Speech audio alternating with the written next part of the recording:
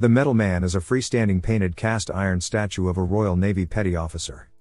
It is placed between Ross's Point and Oyster Island. It was cast in 1819 by Thomas Kirke in London. It was originally intended that the Metal Man would stand on the tall beacon in a different location and act as a lighthouse.